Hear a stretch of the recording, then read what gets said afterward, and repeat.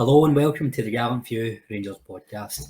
My name's Colin and I'm delighted to be your host this evening as we invite a very special guest on, author David Herd, author of the newly released Rangers Kings of the League Cup.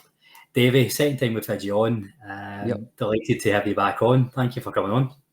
It's great. It's great to be back on. Makes a change for me sitting watching you actually being able to talk to you this time because, as you know, I'm a regular listener and watcher of your podcast, which I find very entertaining. I feel like if we ever do end up making money off this podcast at any point, you're due a few pound off me because I tend to just recycle listener comments, and I do point out some of your comments quite a few times and pass it off as my own patter. So thanks for giving me the ammunition. It's just the book that's copyright. The rest you can do what you like. No, delighted to have you on, Davey. So, also here to chat about your new book coming out, Rangers Kings of the League Cup. So Sunday the 1st of October, it's available. Is that right? Comes out on the 1st of October. Yeah. It's available for pre-order just now. If anybody was keen enough. It's already on Amazon. It's already on the publisher's website, JMD Media. It's $14.99. And what I can tell you is if MD, after they listen to this podcast, if they really fancy it, if you go into the publisher website and buy it through that, if you put the code HERD20 in the basket at the end, you'll get 20% off. There you go, folks. Right in at the start, the wee discount phase as well. And I'm not just saying this because Davey's on, but I've been reading this book this week and it's a cracking read, especially. Dave, I'll not steal your thunder too much. I want to ask you about your inspiration for the book itself, but like most Rangers fans, I do have a wee soft spot for the League Cup, and I dare say the reason why is probably the reason why you decided to write this book. Yeah, well, I probably, unless you're under the age of about 15, the League Cup will mean quite a lot to you. And actually, if you wonder why I decided to write this particular book, it all started with a conversation I had at a League Cup time when one of our younger supporters basically was talking about, I don't know why I bother coming to League Cup ties, or the League Cup's all the rubbish, we shouldn't bother with it, all that kind of stuff. And some of my best memories of all time and 50 odd years of watching Rangers are actually associated with the League Cup. We've had some amazing days in it. And I think I decided I wanted to try and educate some of the younger Rangers supporters into what this tournament actually could be if we want it to be. Aye, it is quite. You don't want to treble without it either, by the way. Aye, absolutely. It's quite sad that the generation that's started supporting Rangers through 2012 onwards doesn't have the same affiliation, because I was looking over Twitter and stuff the last couple of days, and also Ali McCoist's 60th birthday, and everybody's talking about their top 5 Ali McCoist moments, or top 5 Ali McCoist goals. And there's so many that come in the League Cup, and it got me thinking just ahead of this interview. Anytime there's any sort of top 10 things of Rangers, like whether it's memorable games or important victories or whatever, there's so many League Cup finals or League Cup semi-finals included in this. And I even think back to myself, some of my greatest memories do come watching Rangers in the League Cup. Yeah, well, the first... I'm at exactly the wrong age, because when I first went to see the Rangers, it was when Celtic were winning during their 9 in a row years. So I first went to Ibrox in 1968. And the first trophy we won was the 1970 League Cup, when 16-year-old Derek Johnson scored the only goal. And it was the only trophy I saw them winning in the first 4 years of actually going to see Rangers. I didn't remember the 1966 Scottish Cup final, so I'd never seen us winning. I'd actually never seen us winning anything at all. I'd seen Celtic winning everything. That day is still really special in my Rangers supporting life. And Derek Johnson became my absolute boyhood idol from that particular moment. He was my absolute hero for the next, 12, 13, 14 years. I mean, imagine scoring the winning goal against Celtic at Hampden in the cup final when you're 16. It's just, it actually doesn't bear thinking about it. There's so few players who even get a debut at 16 now, never mind a game like that. Never mind playing a game like that. Unreal. It's just, it doesn't get talked about enough. Stuff like that, Derek Johnson. I think Barry Ferguson's maybe fallen in a similar category because people see him as a media pundit now, but he's a Rangers legend in his own right, Derek Johnson. That was just the start of a long, illustrious career. I could bore you for another half an hour if you want to talk about Derek Johnson. He scored against Celtic in a cup final at 16. He scored against Celtic in a cup final at 17. He won a European medal at 18. He'd been capped by Scotland at forward and defence at 19. He was just... I don't actually think there's going to be another player who does stuff like that. Maybe ever. I know, to play either centre half or centre forward, I'm sure. That's and he was absolutely fantastic, wasn't he? Better centre forward, in my opinion, right now. When we talk about versatility in today's game, you don't see very much of that. Actually, when we won the league in 1975 to stop their 10 in a row, he was just about the best player in the team that season. He was in midfield. He didn't play up front or at the back that season. He was in midfield. That's how good he was. What a Ranger. But back to the League Cup then, mate. So sorry about that. On the book, I've got a lovely wee copy here. It is. This copy will be going out to a lucky Gallant Few listener. Details of that at the end. But talk us through I suppose, so we know the background of the book, why we've done it, because every Rangers fan who followed Rangers before 2012 has an absolute affiliation with it. But how was it doing the research for this? How did you go about that? I think I'm quite fortunate in that I've got quite a good memory for games I was at, especially not so much recently, funnily enough, but I'm quite good. I've got quite a good memory for games that happened 25 and 30 years ago. I don't blame you for trying to walk out in the last 10 years. Don't worry about that. But the internet's an amazing thing. When seeing you talk about research, I'm sure if I wrote this book, or this kind of book, 15, 20 years ago, I would have been stuck up in the Mitchell Library hunting out old newspapers and stuff like that. But you find so much online now. So, as an example, the very first League Cup, 1946-47, all the stuff in the background of how the League Cup became, why they started it after the war, who donated the trophy, what the first game was. I got all that online. I didn't need to leave my house to be able to research all that kind of stuff. Plus, I've got old Rangers books of my own that I can look this kind of stuff up in. So most of the research was done online or through books or old programs. And I've got a loft full of old programs. So when it comes to the 70s and the 80s and things like that, I tended to buy programs for a lot of the day games. So I was able to look up that kind of stuff and get team lineups and the time of the goals and all that kind of stuff like that. But the majority is online. You get old Glasgow Heralds online, old Glasgow Evening Times online.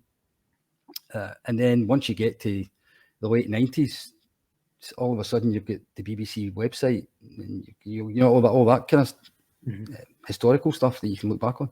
So it was just a case of trolling the internet a lot of the time and trolling my loft the rest of the time. What I found particularly impressive, David, was it's not just a rundown of the League Cup performance for the 27 times that we've won it. There's so much context and background onto how Rangers were doing in each season, and then that point of time, what was happening the season before, season after, or what was to come season after, how they're doing in other competitions as well. So it's I appreciate that most is done online, but that must have, how long did it take you to compile all this research? I would say from beginning to end, it probably took about 5 months. I'd say but what you need to bear in mind is that although I might still have these youthful good looks, I actually don't work anymore. I was able to retire February 2021. So since February 2021, my working day involves researching for books. That's what I do. So 5 months would probably be a year if I was still working, but I'm not working anymore. This is my job. What a day to spend! What a way to spend your day, just sitting googling Rangers, man. great. That's brilliant. It's great. It's great. Sitting there reading these old Rangers books to try and find out a wee bit more about a semi-final or a final. It's brilliant. So the book itself, I was just saying before we started recording, when I've been reading this this week, I really like, and I don't know if you've done this intentionally, it's really similar to your first book, The Players Yesteryear, where it doesn't really follow a story. You know, you can pick a certain chapter that you want to look at. So, spoilers, the first one I went to was the 02-03 League Cup, because that's when you're talking about your first. Aye. My first ever game was the semi-final that year. Rangers won, Hearts 0 at Hampden, Ronald de Boer. So it's brilliant being able just to jump straight to that. You don't need to read the chapter before. But so was it? Did you do that intentionally for that book? Yeah. And as you said, the first book I wrote, the one with the 72 players of yesteryear in it, it was intentionally done as you could just find a player and read about it. You don't need to read it from page 1 to page 200 and this one I wanted to do the same thing.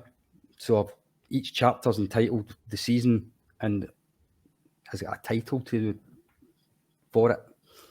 So I don't know if I can't. So no doubt my 1971 is about a 16-year-old legend is born, because it has to be called something like that. But if there's a particular season that you want to find out more about or read more about or bring back memories, then you just go to that particular season and it's an index at the front. Yeah. So that was absolutely the idea. Mm-hmm. And as you're doing, it's because again we've all got Rangers got such a long history, that a long interesting history. There'll be certain things that different fans warm to more than others. So you know, you might have started following Rangers in the 70s, so you might be particularly interested in the 60s, or like me, you might just want to go to your very first game and start reliving that memory again. No, I think it's a really, really well thought out way of doing it. So just on certain League Cups, we've touched on a couple here. Without giving too much away for the book, is there any particular League Cup? No, so much finals. Well, potentially finals, but finals League Cup campaigns that you think's quite significant that you've called out in this book that fans won't really know about. If you don't know about them, the first one's always important, I think. So, in my first book, there was quite a lot of firsts in it. You know, the first player is the first captain to win the league, the first player to score a hat-trick against Celtic, all that kind of stuff. Firsts, I always find firsts fascinating. So Rangers won the very first League Cup, and I think the very first League Cup has got this great story associated with it, especially, funny enough, the semi-final and the final. The semi-final had 125,000 people at it. I mean, that's mind-boggling for a start, against the great Hibs team at the time. So the Iron Curtain Rangers team against the famous 5 Hibs team, that was the sort of post-war classic Scottish football rivalry. It wasn't Rangers and Celtic particularly, it was Rangers and Hibs for the first 5-6 years after the war. 125,000 at the semi-final. Rangers won 3-1. Wally Waddle got injured, couldn't play in the final. Funny enough, he never ever won it as a player. Did he not? He didn't. Oh. He never won as a player. And he managed Kilmarnock in the final and we beat them. And the first time he won the League Cup was, I'm going back to it again, 1970 with Derek Johnson. He was the manager. He finally got his hands in the League Cup after all that time. But anyway, I digress. The very first final against Aberdeen was played in an absolute howling gale, pouring with rain. There was about 40,000 people bought tickets, didn't turn up because the weather was so bad. And the Aberdeen captain, for reasons best known to him, decided to play into the wind in the first half, which I suppose there might have been some kind of logic, try and hold out till half time, and then you've got the elements in the second half. But Rangers just absolutely battered them in the first half. They completely and utterly. The ball was hardly out the Aberdeen half, apparently. And the very first cup goal, the first League Cup final goal ever, was scored by Torry Gillick. He was one of my dad's old favourite players back in the day. And the interesting thing about him was his dad passed away the night before. And Bill Struth basically said, you won't want to play today. You know, your dad's just died. I quite understand if I... No, I wanted... He wanted to play. He wanted to play and dedicate it to his dad. And what did he do? He scored the first ever League Cup goal. Wow. You know, stuff like that, I love. That's the kind of history stuff that just floats my boat, I must admit. Probably something a lot of people probably don't realise is that Rangers didn't win it at all in the 1950s, despite the fact they won so many league titles in the 1950s. Bill Struth and Scott Simon won these, but we just didn't win the League Cup. In fact, there was a final we do not talk about that they lost to Celtic by far too many goals. And then when the 60s started, all of a sudden Rangers took off in it. But the 1960 campaign, the League Cup started in a group. There's always a group stage at the beginning of it. And the groups were, the top division teams were all grouped together, the second division teams were all grouped together. And it was kind of regionalised as well. So quite often Rangers got Celtic in the group. So if you ever look back, wonder why there's not so many Rangers Celtic League Cup finals. A lot of the time is because they played each other early on and knocked each other out.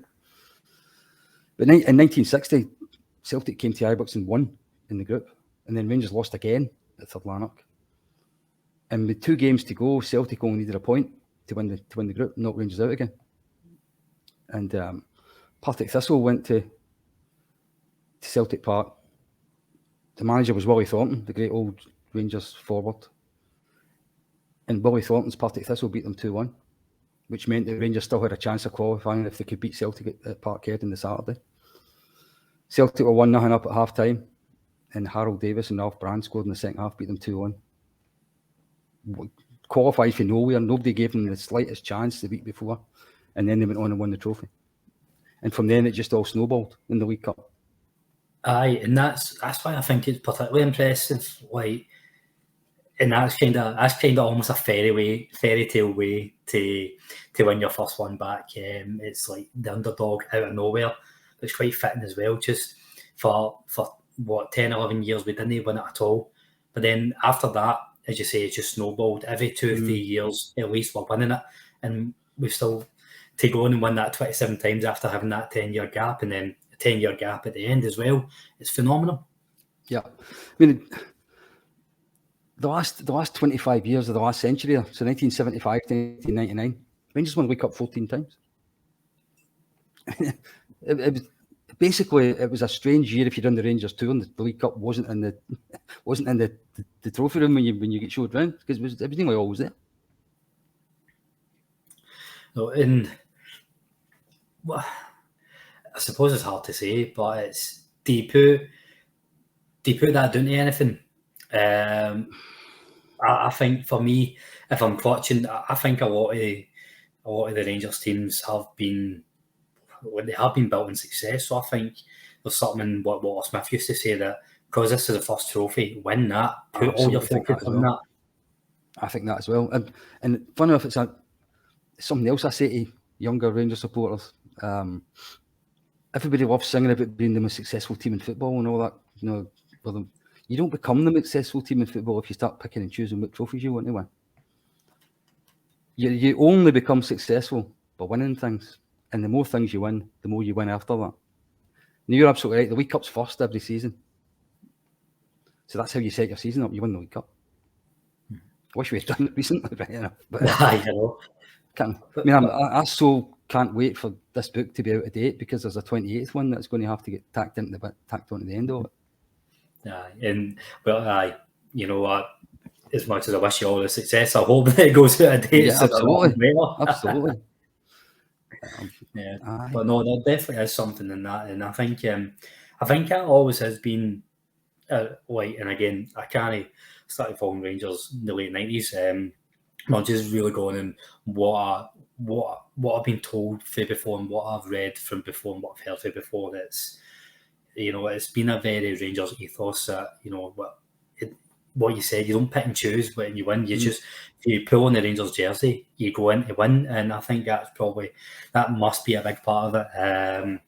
Setting yourself up for success, and as you say, we don't become this historic icon in world football by just only focusing on the league. Aye, and I think, to be fair, for the majority of my time watching Rangers in the League Cup, we didn't rest that many players. If you look back at most of the wins in the 70s, the 80s, even the 90s, even maybe into the early 2000s, we played more or less with our strongest team right for the start of it.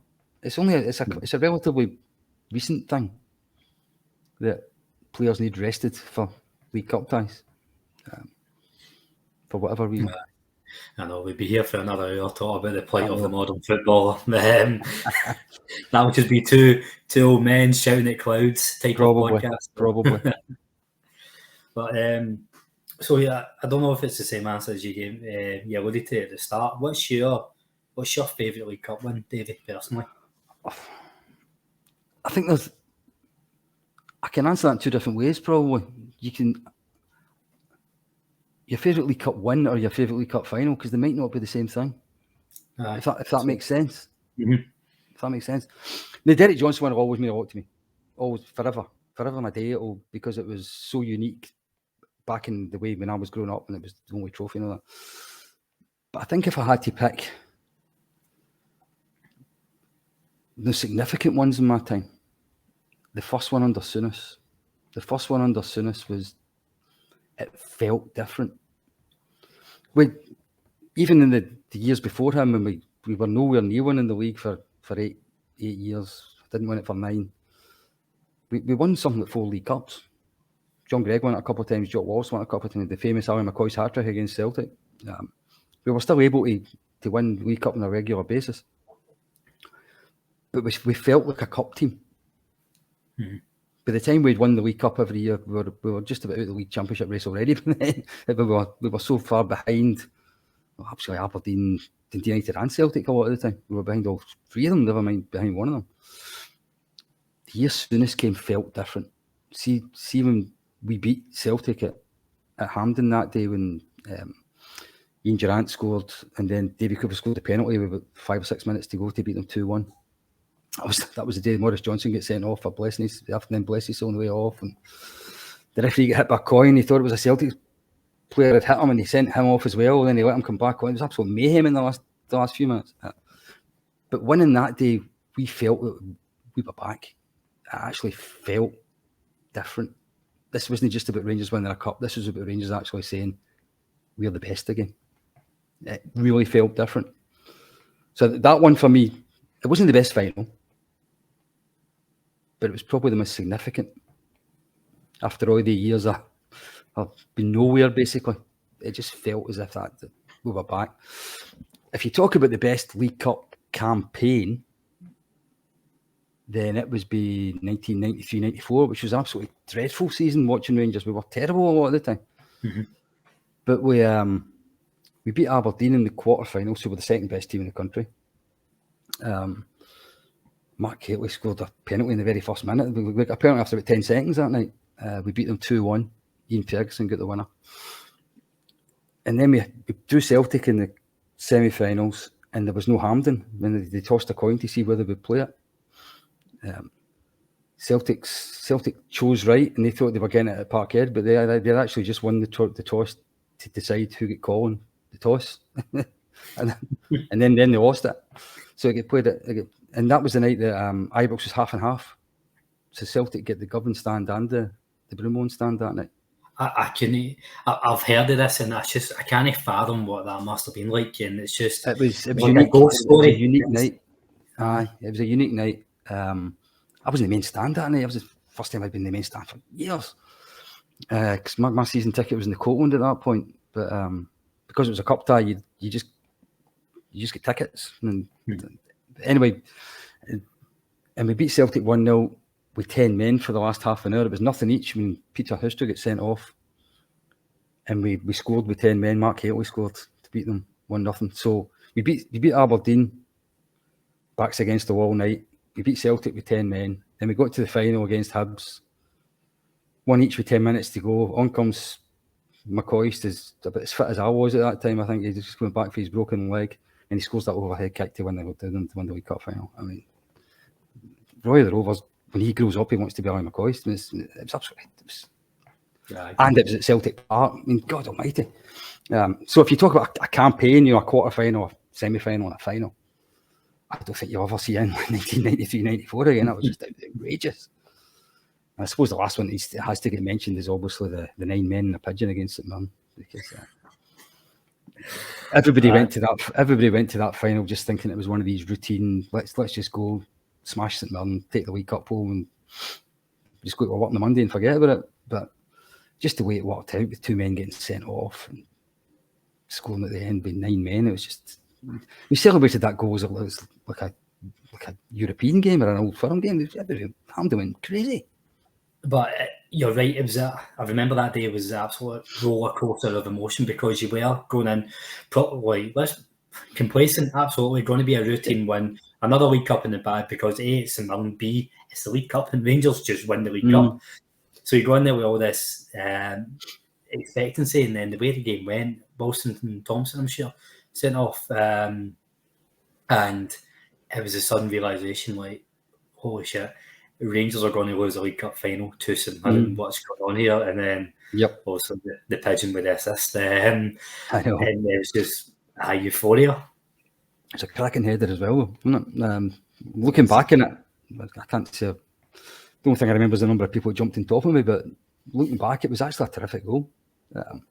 So yeah, but that's just finals. And I think one of the things I wanted to do in this book was actually tell a lot of the stories that weren't just the final. For example, the year we beat Ayr United in the final, it's actually the Bert Contomy goal in the semi-final everybody remembers. They don't actually remember the final. But I bet you few people will remember the round before Bert Contomy scored, because that was probably the night we should have got knocked out. We played Ross County up at Dingwall. Dick Advocat was still the manager. That was his last League Cup tie. And we were 2-0 up, into injury time at the end, gave a goal away. Ball got recentered. Ross County punted it back forward again. Amoroso pulled the guy back in the box, gets sent off, penalty kick. So we were 10 to 10 men, penalty for Ross County. If they had scored it, they had half an hour with a man advantage, and we were all over the place. And Stefan Kloss saved it. So we went through. And the Contomy thing it would never happened. It's like, there's these other stories that I think are forgotten because they weren't finals, or they weren't at Hampden, or they weren't against Celtic. But there's some amazing moments that have happened. And it just goes you say that Bert Contomy goal may never have happened. It just goes to show that's the fine margins in cup football. I know football in general is fine margins, but cup football, it is sudden death in some of these games, and like a lot of it could have been what if. And actually, my favourite what if. See when I talked about the Souness first season, which that was the foundations for the next 15 years we were getting laid that season. We actually played East Fife at Bayview in one of the early rounds, and we drew nothing each, and it went to penalties. And if we'd get knocked out by lower league East Fife in one of Graham Souness's first ever cup ties, God knows how the whole Souness revolution might have, because it would have been the worst results since Berwick. It would have been an absolute catastrophe. Teddy Butcher and Chris Woods getting beat by East Fife, and a guy called Hugh Hill of East Fife missed a penalty, and we scored all 5 hours, and we went through 5-4 in penalty. I mean, thank God for Hugh Hill. I mean, he's probably got a place in the Souness revolution that nobody can ever remember. But as you say, fine margins. I know. Last one I wanted to bring up personally was the last League Cup we won, well, at time of recording, in September 2022. We both agree. We hope that changes soon, but I think it's a really significant one for a number of reasons, and I'll totally take any listeners who say there's a bit of recency bias, but I think what followed after the 2011 League Cup win and how Rangers seen themselves in the third division to work our way up. At one point, we weren't sure if there would have been a Rangers to follow at one point. Then I'm not being dramatic here. That's how it was, and so I think with hindsight, that's significant. And also, and even at the time, you knew that was Walter's last Hampden game. Yep. Walter's last Hampden game, and like for a personal level, I've spoken to the pod a few times. My Uncle Gordon, last trophy that me and him seen Rangers live together at the actual stadium. It's a really special one for me. It really Absolutely. is. I mean, it always annoyed me the way Walter left the first time. See, in 97, 98, when we didn't win 10 in a row, then they get beat in the cup final against Hearts. You had that great team, went out as losers, and Walter left, and it just didn't feel right. It felt all wrong. And when he came back, it would have felt all wrong again, because he'd already announced that that was his goal. He'd already said he was leaving at the end of the season. And we went and had this terrible run against Celtic just before it. They beat us at New Year at Ibrox. Then to be honest, they gave us a bit of doing at Celtic Park. They beat us 3-0. And that was the game everybody was saying Davy Weir was done. That's it. Never want to see Davy Weir again. He's past it. And then we had the Scottish Cup ties against them. McCoist and Lennon had a wee disagreement in the touchline at the end of it, and the Scottish government get involved and all kinds of crap. But in those games, Walter tried this 5 at the back tactic, and basically we just soaked up pressure and never looked at scoring. and then we played in that League Cup final, and he played in the club. It was actually 4-4-2. Good old fashioned 4-4-2, it really was. And Rangers looked so much better for it. They looked so much better for it. We could have scored 2 or 3 other goals that day. But it felt right. He went out as not just as a winner, but he went out beating Celtic, because he made a career out of beating Celtic, didn't he? So it wouldn't have. At least the first time when he played Celtic, the last time he beat them, so it felt right the second time when he finished off against Celtic, he beat them again. Yeah, and I don't know, it felt just right the way it was, and it wasn't like I wasn't thankful for it at the time. I'd much rather we win in 90 minutes and get it wrapped up with 3-4-0, but just that whole, in the extra time, the last stitch, the ball hits off the post twice, and I don't know, it's just added to the occasion, didn't it? And I think Walter Smith's last time at Hampden, it did deserve an occasion, and it deserved all the emotion that went with it as well. It just really was a fitting final. Absolutely. And I think there's probably an argument as well that if that hadn't went right that day, if that had went wrong again that day, and Celtic had beat us again that day, we wouldn't have won the league.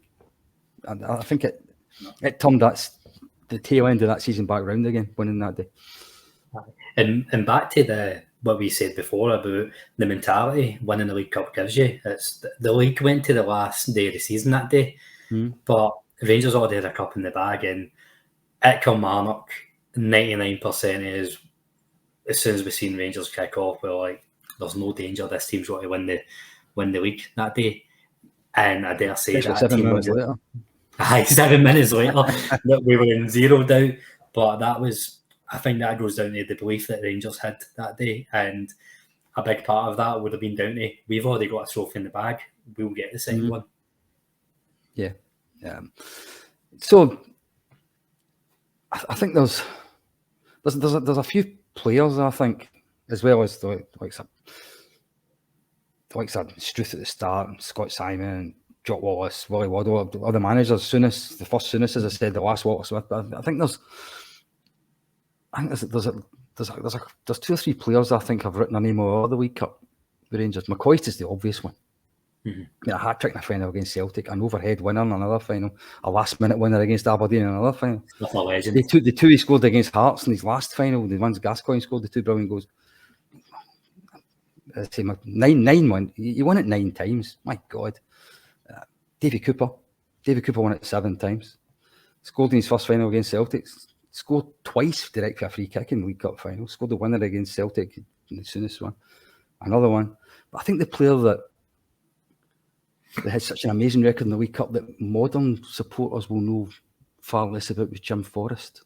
He was a player that my old dad absolutely loved as a goal scoring centre forward. He used to always insist that if Rangers hadn't got rid of Jim Forrest, we'd have had 2 European trophies and not just one. They'd have won the Cup Winners' Cup that in '67. And he also said Celtic when they won 9 in a row either because Jim Forrest would have scored enough goals in the late '60s. But by the by, see if you look at his first 2 seasons in the League Cup, he came into the team as a teenager. You had to play 10 games to win the League Cup then. The 6 group ties, home and away in the quarter-final, then the semi-final and the final. 10 games. His first season, and he was still a teenager, he scored 16 goals in 10 games. And that included 4 in the final. You go, what? And in his second season in the League Cup, and he was still a teenager, he scored 17 goals in 10 games. 2 more in the final, and they were both against Celtic. I mean, that's a whole career's worth in 2 seasons, just doing that. He ended up with, I'm trying to get this right, it was 49 goals in the League Cup, and he only ever played 37 games in it. There was more games per season back then. He left Rangers, he was still only 23. And he scored 49 goals in the League Cup.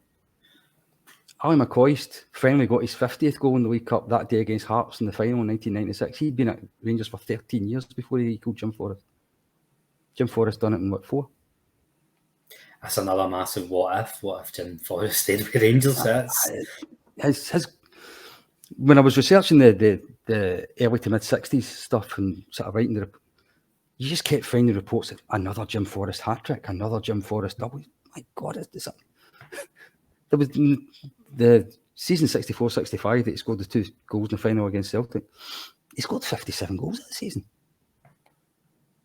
It's Rangers' all-time record, 57 competitive goals. That's unreal. Hell. And yet, folk don't talk about him the way somebody with that record of goal scoring should be talked about, I think. Probably because of the way he left the club. So,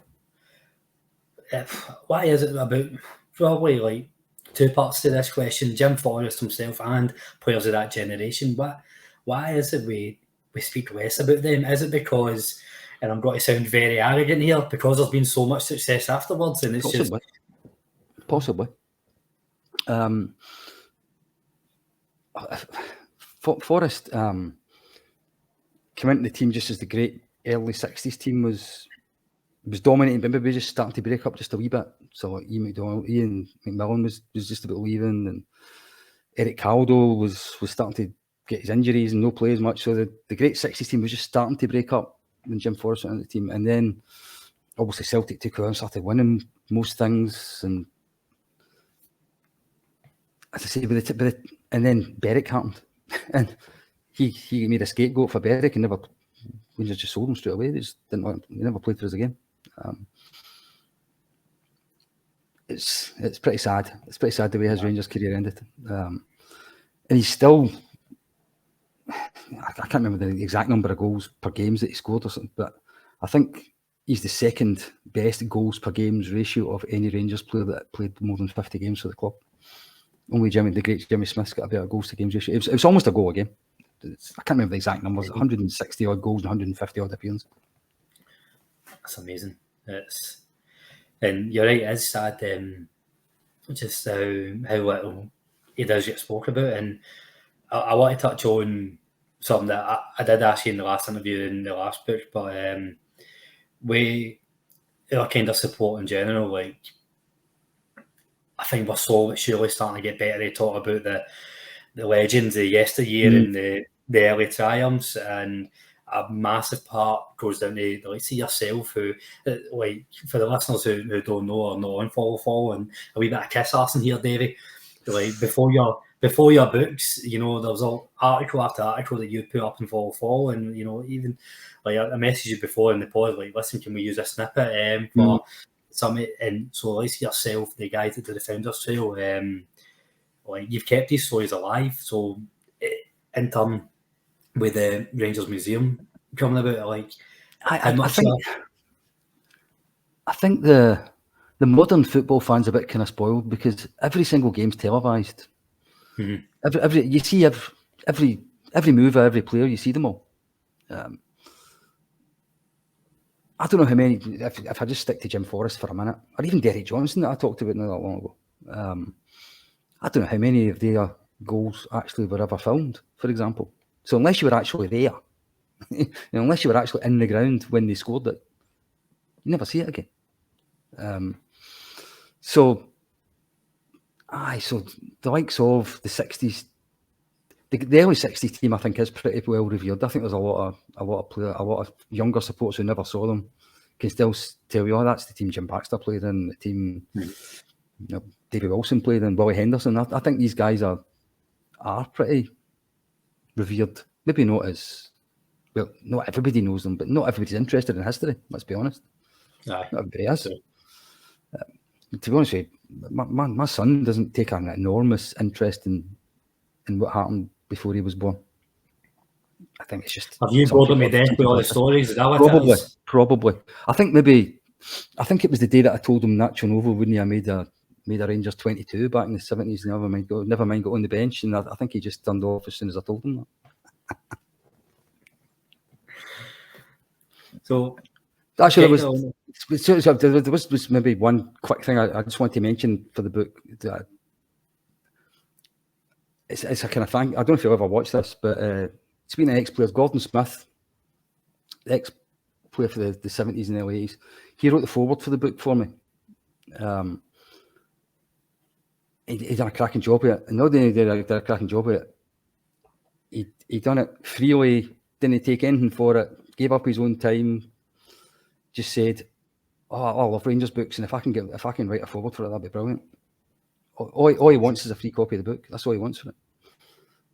And he's written a cracking foreword, and there's a couple of wee snippets in it actually that I didn't know about him until he'd written them. He's so proud of the fact that Jock Wallace is on record as saying that he was his best ever signing, because he said to me, "Did he forget he signed Davy Cooper?" Brilliant. I just want to mention God, because I think a lot of books have forwards by ex-players, and I've always thought they don't really write them. You know, they just put their name to something. But no, that's no way it worked with me. He actually said to me, "Tell me what your book's about. Tell me the sort of thing you're looking for, and I'll send you some, see if you like it." And that's exactly what he did. And it was brilliant. All I needed to do was put his name on it. And that really adds on to my earlier point about the way you've written this book. It's not just a match report of every League Cup game. It adds so much more context and insight on what was happening at the time. And that forward absolutely does that same thing.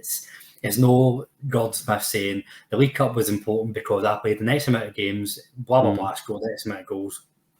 It's what it meant to him personally, and how that started his Rangers journey and Rangers career, and how much it meant to him, and that insight about Jock Wallace and the pride he has with that comment, and all stemming back to the League Cup. It kicks off the book brilliantly, because this isn't just a fact-finding case. This just is adding a different dimension into every chapter. Yeah, and the other great thing about Gordon writing the foreword, well, two things. One is he scored the winner in the final against Celtic, so that's a pretty good person to put in a forward anyway. But as I said to him when he agreed to do it, he played in what I think was Rangers' greatest ever performance that I've ever seen, and it came in the League Cup. They beat Aberdeen 6-1 in a game at Ibrox in a midweek in 1977, and it was just one of the nights that an entire team just clicked together. You almost never see it, but it was never on the telly. See what we talked about earlier on. You had to have been there. If you haven't been there, then you don't know anything about that game. Aberdeen were a terrific team. They finished second in the league to us that year. They actually cuffed us a couple of times in the league that year. They beat us 4-0 and 3-0. But that night, we absolutely demolished them. Gordon, he got a hat-trick. We were brilliant. And that's the kind of game I want to bring back. I want people to know about. Because unless you were one of the 20-odd thousand that was inside Ibrox that night, you don't know about it. No, and again, it's just fascinating, like, you know, looking back into nights like these, because I think if there was a League Cup quiz, I think I'd do all right on the years we won it and maybe who's shown some of the finals, but back and they like winning these trophies more than just that last game, and they are just so important. Every game's just as important as a campaign as the final. So I think that's probably a good time to start wrapping up, Davey, because I'll be honest. You can tell I can talk for a long time, though, can't you? I was going to say I don't want to keep it too long, because I could sit and listen to you all night. I really could. Just you know, going over the legends that I wasn't lucky enough to see. Just before we do, a massive thanks to you, mate, for not only coming on the podcast at that time, but giving us a wee shout and the acknowledgements in the book as well. It was really kind of you. No problem. You guys do a great job promoting our club, and you do a great job as well helping guys like me get my message out there, because I can't do it myself. In this modern world, if you want to get stuff about Rangers history out there like I want to do, then I've got to get the help of you guys. So I appreciate what you're doing for me. I damn sight more than what I'm doing for you. So just on that, before we go, I'll ask again for the listeners, where can they find the book and where can they find you on Follow? Well, you can find me. You can find me on Facebook, or you can find me on Follow as under my moniker of DH1963. The book, The Rangers Kings of the League Cup, as you just said, I think it comes out on the 1st of October. It's actually available to pre-order now on Amazon or direct from the publisher. The publisher is called JMD Media. They've got their own website. They do lots of football books. My first book's on it as well. And if anybody wants to buy it from there, currently the cover price is $14.99. So that's how much you'll pay in Amazon for it. That's how much you'll pay in JMD for it. But if you want to get it for JMD, if you put the code HERD20 in the checkout at the end, then you'll get 20% off. Perfect. So I'll put all that information in the episode description for you as well, folks, so you've got that handy. But to get your hands on a free book, also we've been kindly provided one by the author himself. All I'm waiting for you to do, I know you might be listening to this through Apple, Spotify, or wherever.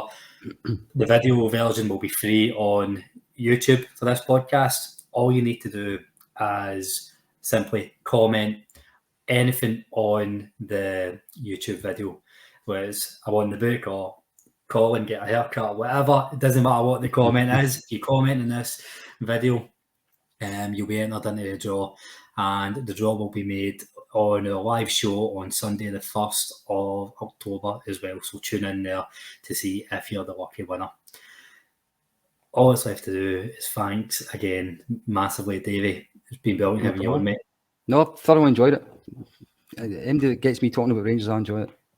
No, absolutely same. It's a good thing we've got a podcast here, because we can talk about Rangers all day, every day. I know. And as always, thanks to everybody who's listening. Hope you have a good week, and take care. We are the people. Bye, family.